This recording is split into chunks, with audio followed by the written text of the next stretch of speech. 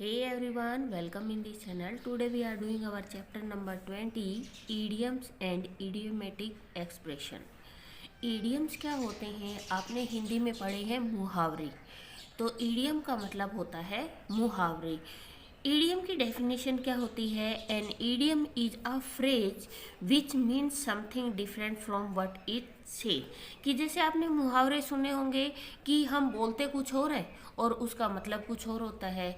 तो जो idioms होते हैं उन्हीं को हम इंग्लिश में मुहावरे बोलते हैं और इसका जो मतलब होता है वो यही होता है कि हम बोलते कुछ और है और उसके कहने का मतलब कुछ और होता है। जैसे यहाँ पे आपको दे रखा है एप्पल ऑफ समवन आई। क्या आप किसी की आंख के सेब हो सकते हो, लेकिन इसको हिंदी में बोलते हैं आंखों का तारा। It means a person that someone loves most of all, कि एक ऐसा इंसान जिसको बहुत प्यार करते हैं। सोनू एंड मोनूज आर ट्विंस। सोनू और मोनू क्या है? ट्विंस हैं। And they both are apple of their mother's eyes. और वो दोनों क्या है? अपनी माँ की आंखों के तारे हैं। तो इसी तरीके से जैसे नेक्स्ट आपको दे रखा है to lead a dog life. तो यहाँ पे एग्जाम्पल कुत्ते के जीवन से दिया गया है। तो इट मीन्स इसका मतलब क्या होता है? दुखी जीवन जीना। To lead a life of misery, दुख का जो जीवन होता है उसके लिए यूज किया गया है। To eat like a horse. क्या हॉर्स की तरह खाते हैं? नहीं, बट यहाँ पे इसका मतलब होता है टू ईट टू लोड, मतलब जो बहुत सारा खाता है उसको बोलते हैं हम घोड़े की तरह खाने वाला। नेक्स्ट है a bed of roses. Bed of roses का मतलब होता है जैसे गुलाब के फूल बहुत सॉफ्ट सॉफ्ट होते हैं, इसी तरीके की हैप्पी और कंफर्टेबल एंड सिचुएशन।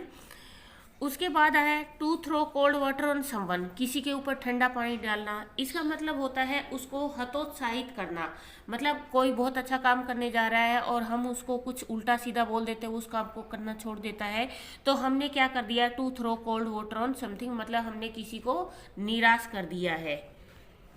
नेक्स्ट है एट अ स्टोन थ्रो, मतलब पत्थर फेंकना, पास से ही पत्थर फेंकना। इसका मतलब होता है कोई चीज़ हमारे बहुत ज़्यादा पास होना। नेक्स्ट है जैसे बाय हुक और बाय क्रूक, मतलब किसी भी तरीके से अगर बच्चों को क्वेश्चन याद करने होते हैं तो किसी भी तरीके से वो रटते हैं, लिख के देखते हैं, पढ़ते हैं, समझते हैं, किसी भी तरीके से याद करें। इट मीन्स उनको कंपल्सन हो जाता है कि आपको ये लर्न करना ही करना है। Now we are doing exercise, और एक्सरसाइज में सबसे पहले है to put one's foot down, किसी के पैर नीचे करना। It means to remain firm.